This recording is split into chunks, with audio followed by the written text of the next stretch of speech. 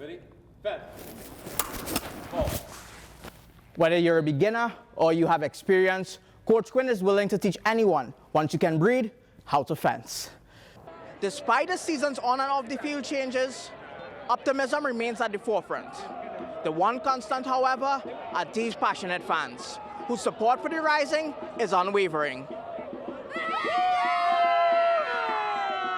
Congratulations to Mark Henry, Costa Nichols, and Davis Carvey on winning the Epi, Sabre, and Foil divisions respectively. And congrats to all the Vet 80 competitors, as just competing in itself is a win. I hope when I'm 80, I can be as half as mobile and agile as those men. In the newsroom, I'm Enrique Rupert for Cronkite News. It is not very common for someone aged 32 to make their UFC debut. However, the people closest to Marcus always believed in him and knew that he was capable of always competing on the highest level. The CONCACAF Gold Cup is like the World Cup for North America and Central America teams and the Caribbean. One newcomer is St. Kitts and Nevis, who qualified for the first time in their history. There will be 4 groups of 4, with Group A seeing the likes of the United States, Trinidad and Tobago, Jamaica, and St. Kitts and Nevis. While Group P, who will play in Arizona next week, includes the likes of Honduras, Haiti, Mexico, and Qatar, who were specially invited to the tournament. There are 96 events spanning 10 days, and it is free and open to the public. There are also educational sessions for those interested in learning the sport. At the Phoenix Convention Center, I'm Enrique Rupert for Cronkite News.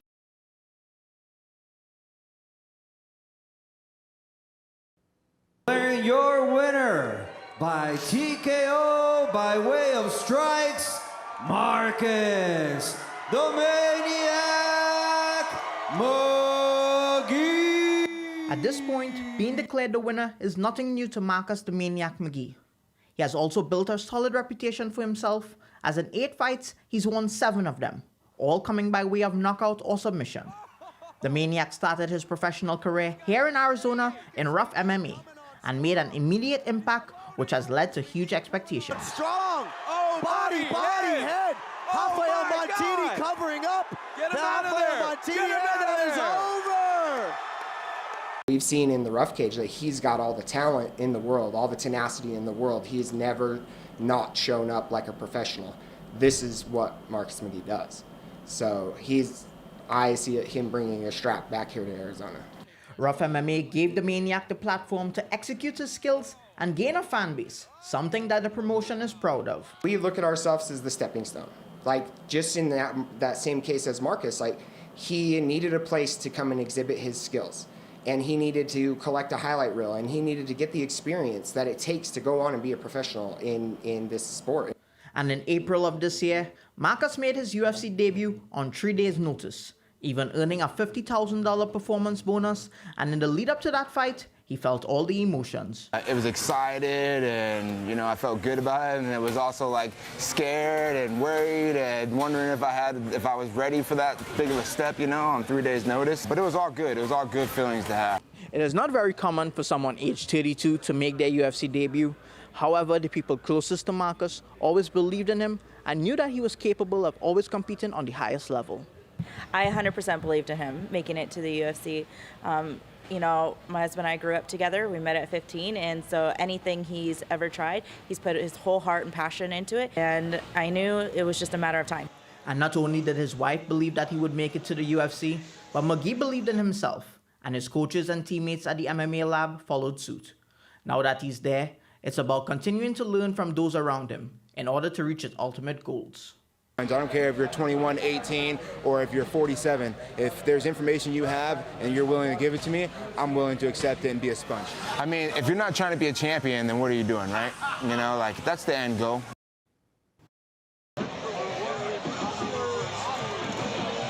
11 games into the Rising season, and they've amassed 4 wins, 3 losses, and 4 draws. The slow start, however, is due to a number of factors.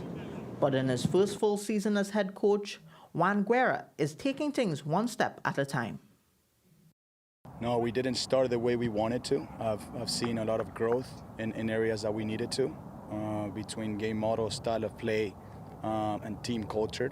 it's those three things have been aligned, and it's been very clear. This season, 18 out of the 24 players on the active roster are in their first season, and the majority of the team is trying to adjust to the new culture, which includes Jamaican international Kevin Lambert, who has been a part of the Rising for the last 6 seasons. A lot of new guys coming in, different environment. Definitely took some time getting used to all the new players. It's been up and down, but we try to stay positive for the most part. We still have a lot of games to go, and I can only see us improving from here on out. Despite the season's on and off the field changes, optimism remains at the forefront. The one constant, however, are these passionate fans, whose support for the Rising is unwavering. We're going to have a lot of bumps in the road, but we're going to keep coming out. We're going to keep supporting. We got a brand new set of guys. We're building from the bottom up.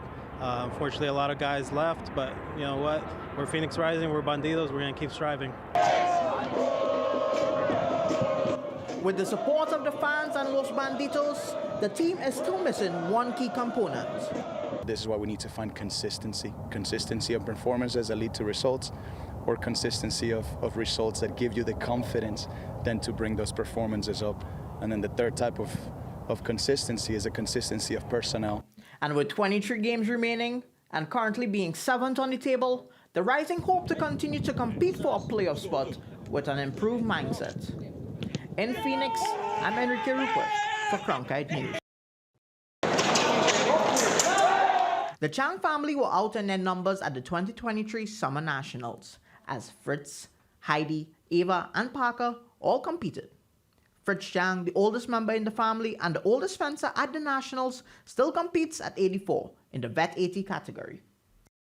Well, I'm retired. I have nothing else to do, so this is a good thing to keep me busy and keep me healthy. So I don't play golf, I don't play baseball, I don't play basketball. Fencing is the way to go. Fritz introduced fencing to his children when they were in their teens, and they all gravitated towards the sport. This included his daughter Heidi Chang, who was inspired by her family to pick up the sport after some Nerf fencing wins against her siblings. I was really inspired or badgered by my brothers. We used to fence a lot of Nerf fencing in the hallway at home. They'd already had a year or two of fencing. My dad had already been fencing for some time. And I decided, you know what, I'm beating them at the Nerf fencing in the hallway. Maybe this is a signal that maybe I could try the sport. And the sport worked out well for Heidi, as she became a Hall of Fame fencer at Wellesley College and now a national champion in the veteran women's team épée. In addition to her success on the strip, Heidi's 12-year-old daughter Ava Budman now fences, but there's no pressure on her to carry on any of the family's legacy. When I was younger, I would do it every year, for a week at my grandparents' fencing camp, and then I started to take more classes. And then once I got to a higher level, an intermediate instead of beginner, I started to try a little harder. The most successful member of the Chang family, however, is Greg Chang. In 2004, he made the United States Olympic fencing team, an accomplishment he has always dreamed of. While he doesn't compete anymore, Greg shows up to support his entire family, including his 9-year-old son, Parker. It's great. I love that he loves fencing, and it's so exciting for me that he gets to experience the sport and the ups and downs and make friends from around the country. So I'm just thrilled that he's here and he loves fencing also. The family jokes that they can always talk fencing at the dinner table, but most importantly, their shared passion uplifts them, as it's a tradition they want to keep alive for many years to come. Really special to be able to have the multiple generations experience this, and hopeful that this can continue on too. In Phoenix, Enrique Rupert, Cronkite News.